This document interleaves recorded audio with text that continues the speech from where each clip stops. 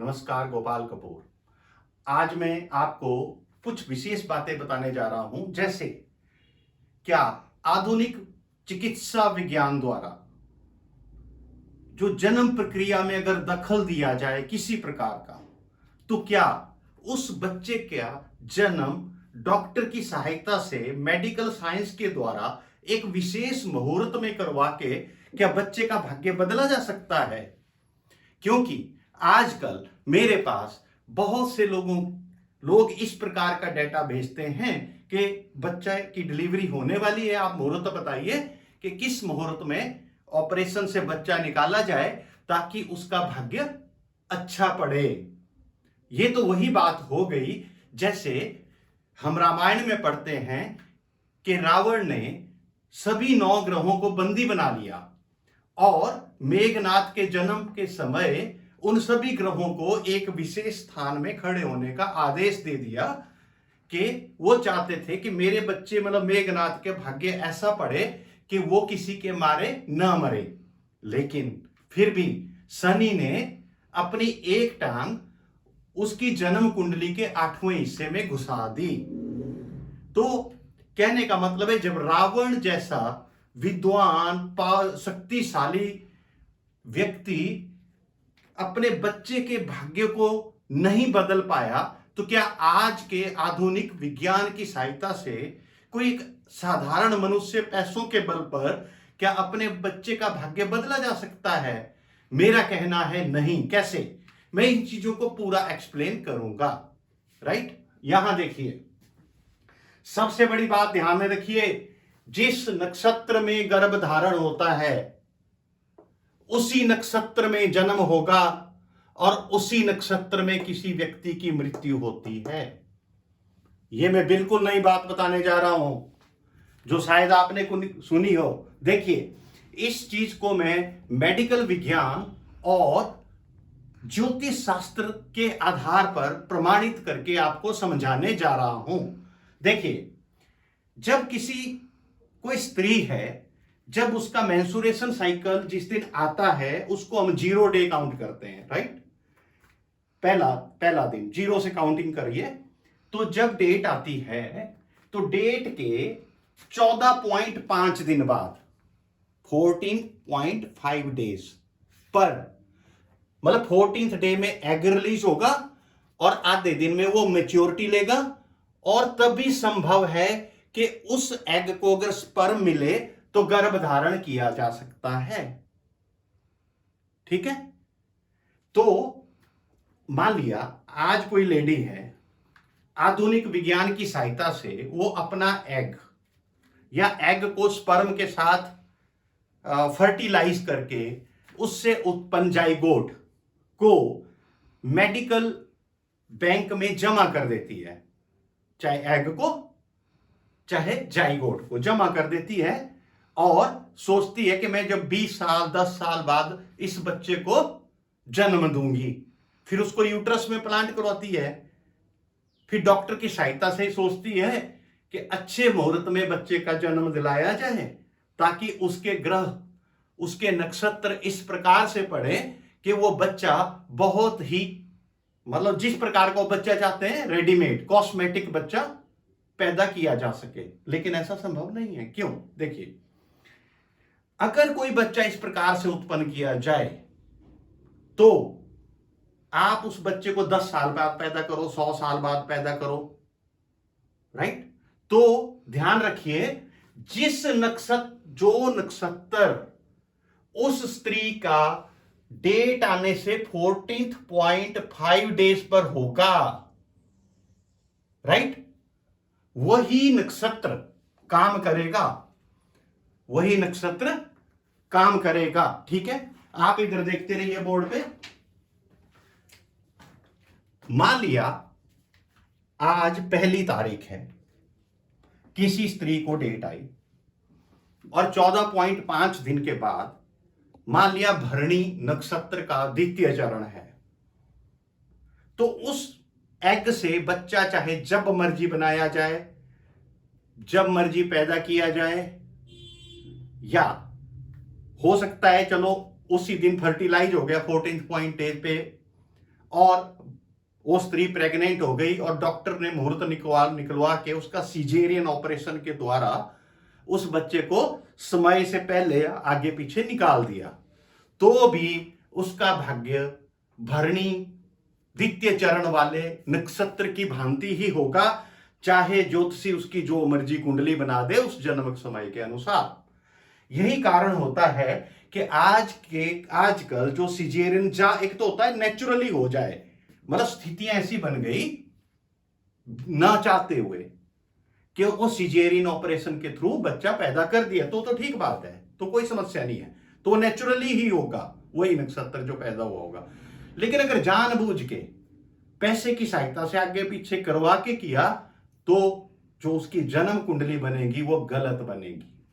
तो उसकी सही जन्म कुंडली तभी निर्धारित की जा सकती है जब हमें यह पता हो जो ये बच्चा पैदा हुआ है, ये इसकी जो जब प्रेगनेंसी हुई थी उस मंथ पे उस मां के 14.5 दिन एग रिलीज होने, मतलब एग रिलीज हुआ था 14वें दिन और 0.5 डेज पर कौन सा नक्षत्र था और उसका कौन सा चरण था।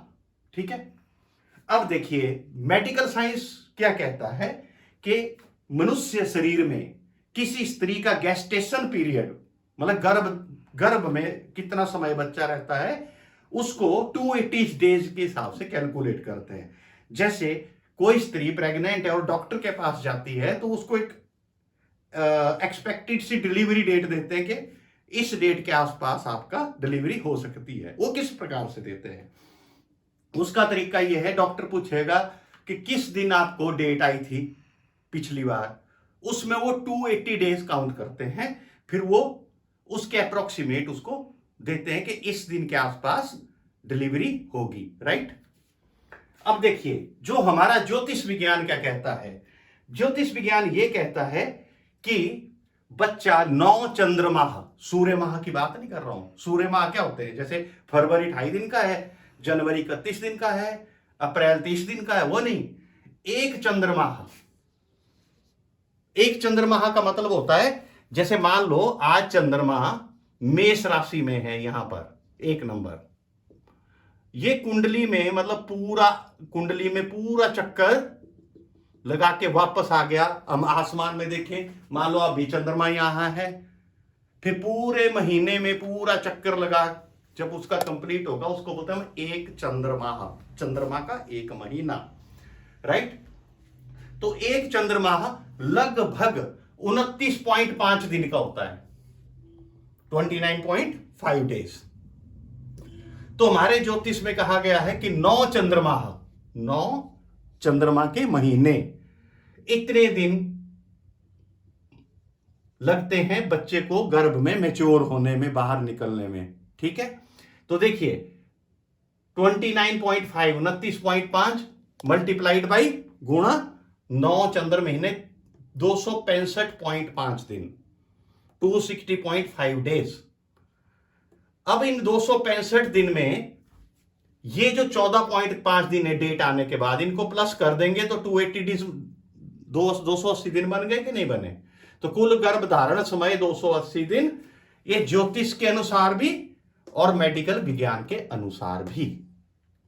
अच्छा, अब मेडिकल जैसे मैंने कहा, तो देखिए क्या होगा, 280 दिन के लिए कितने चक्कर लगे चंद्रमा के, गोल गोल 9 चक्कर, क्या 9 चक्कर, मतलब एक चक्कर पूरा, मतलब आसमान में एक चक्कर, जहां से चला था वहीं पहुंच गया, 2 3 4 5 6 7 8 9, 9 है। जब 9वां चक्कर पूरा होगा तो भी चंद्रमा उसी नक्षत्र चरण में होगा, तो भी चंद्रमा उसी जन्म नक्षत्र में 9 चक्कर लगे। अरे अच्छा, कई बार अर्ली हो जाती है डिलीवरी, 7वें महीने हो जाएगी, तो 7 चक्कर, यानी 7 चक्कर, बस जहां से चला था वहीं पहुंचा। तो जब गर्भ धारण हुआ तो भी वही नक्षत्र, और जब जन्म हुआ तो भी वही जन्म नक्षत्र। तो मेडिकल विज्ञान के द्वारा आप, ये संभव ही नहीं है कि डॉक्टर की हेल्प से, मेडिकल की हेल्प से आप किसी की बच्चे का जन्म समय स्वयं निर्धारित करके उसका भाग्य बदल सकें। नो डाउट बदल बदल देंगे आप, मतलब वो बदलेंगे देखने में 2-4 दिन इधर उधर, हफ्ता 1-2 दिन इधर उधर सिजेरियन जबरदस्ती करवा के कर लिया आपने, भाई आज अच्छा नक्षत्र है आज करवा लेते हैं, वो फिर देखने में होगा, लेकिन जीवन उसका उसी नक्षत्र के हिसाब से व्यतीत होगा जो नक्षत्र उसकी मां के डेट आने से, मतलब जब प्रेगनेंसी हुई थी उसके 14.5 दिन पर था, राइट। वही नक्षत्र फिर जन्म, चाहे आप सिजेरियन कराओ या उस एग को प्रिजर्व करवा लो, मेडिकल बैंक में जमा करवा लो, या उसको फर्टिलाइज करवा के जाइगोट बना के उसको प्रिजर्व करवाओ, फिर चाहे 100 साल बाद उस बच्चे को पैदा करो, तो उसका जो जन्म नक्षत्र है वो यहीं से निर्धारित होगा, राइट। इससे अगले वीडियो में मैं आपको कुछ और ऐसी बातें बताऊंगा, कुछ एक यहीं पर हिंट देने जा रहा हूं। जैसे मैंने कहा मृत्यु भी उसी जन्म नक्षत्र में होती है। जैसे मान लिया मान लो मेरा जन्म नक्षत्र मान लो पुनर्वसु है या कोई और है, तो मैं पैदा भी उसी नक्षत्र में हुआ, मेरी मृत्यु भी उसी नक्षत्र में होगी। लेकिन मेडिकल साइंस वाली मृत्यु और प्राकृतिक मृत्यु में अंतर है। मेडिकल साइंस हमें कुछ समय सहायता कर सकता है कि शरीर जिंदा रहे, हमारे शरीर को एक आत्म तत्व कंट्रोल करता है, लेकिन हमारे शरीर के अलग अलग अंगों को अलग अलग प्राण कंट्रोल करते हैं, राइट। जैसे हमारे मुख्य प्राण 5 प्रकार के होते हैं, डिटेल में अगले वीडियो में बताऊंगा। जैसे मुख्य प्राण कौन कौन? अपान, समान, प्राण, उदान, व्यान। और 5 उप प्राण होते हैं, देवदत्त, वृक्कल, कूर्म, नाग और धनंजय, राइट। हमारा मेडिकल विज्ञान मृत्यु को तभी मानता है जब हृदय गति रुक जाए, और हृदय गति, दिल की हार्ट बीट तभी रुकती है जब हमारे शरीर से धनंजय प्राण बाहर जाते हैं, ठीक है। तो मेडिकल विज्ञान, मान लिया कल को वेंटिलेटर के आधार पे या कोई और बड़ी अच्छी अच्छी मशीनें आ गई, तो हम इन प्राणों को तो आगे पीछे चला सकते हैं, लेकिन जो हमारा आत्म तत्व होता है जिससे हम स्वयं को महसूस करते हैं, ठीक है, वो आत्म तत्व अपने समय पे ही निकलेगा। तो प्राकृतिक मृत्यु और मेडिकल मृत्यु में कुछ दिन आगे पीछे हो सकते हैं। अब आत्म तत्व क्या चीज है? मान लिया कल को मेडिकल साइंस इतना डेवलप कर गया। अब एक एग्जांपल बताता हूं मैं, जैसे कूर्म प्राण है हमारे कूर्म प्राण जो है हमारी आंखों को, देखने को, दृष्टि को, इसको नियंत्रित करते हैं। मान लिया कोई बंदा मर गया, उसकी आंखें निकाल के किसी और में प्लांट कर दी, ट्रांसप्लांट कर दी, तो वो बंदा तो मर गया, लेकिन उसके कूर्म प्राण दूसरे के शरीर में कई समय तक जीवित रह सकते हैं, ठीक है। जैसे में हम देखते हैं भगवान गणपति जी हैं। भगवान शिव ने जब उनका गला काट दिया, माता पार्वती दुखी हुई, तो भगवान शिव ने गणपति को किसी हाथी का सिर लगा दिया, ठीक है। इसी प्रकार मैं दावे से एक बात बता रहा हूं, हमारे शास्त्र मेडिकल विज्ञान को बहुत आगे तक एक्सप्लेन करते हैं। मान लिया कल को इतनी टेक्नोलॉजी आ जाए कि मेरा ब्रेन किसी और को प्लांट कर दिया जाए, ट्रांसप्लांट कर दिया जाए, तो ब्रेन के साथ मेरे कुछ एक गुण कौन से?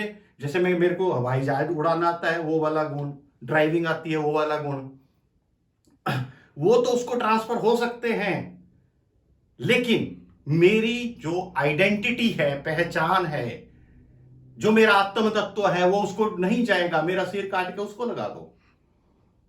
जिस प्रकार से गणपति जी को हाथी का सिर लगा दिया, तो गणपति जी में हाथी खुद को महसूस कर रहा है कि गणपति खुद को महसूस कर रहे हैं? तो वो तो गणपति हैं, वही है। समझ गए?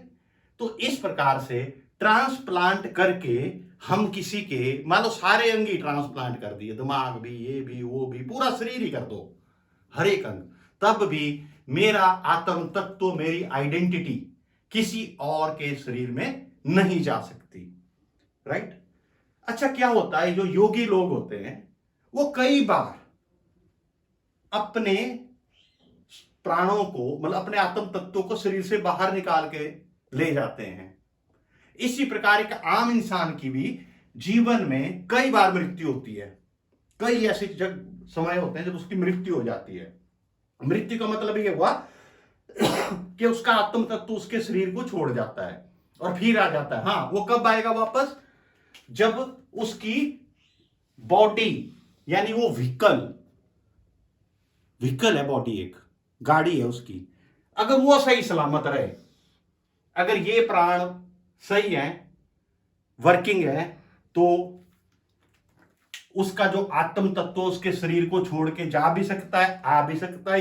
कई योग क्रियाएं ऐसी हैं जिनके द्वारा हम अपनी आइडेंटिटी, अपने आत्म तत्व को शरीर के बाहर निकाल के ले भी जा सकते हैं, वापस डाल भी सकते हैं।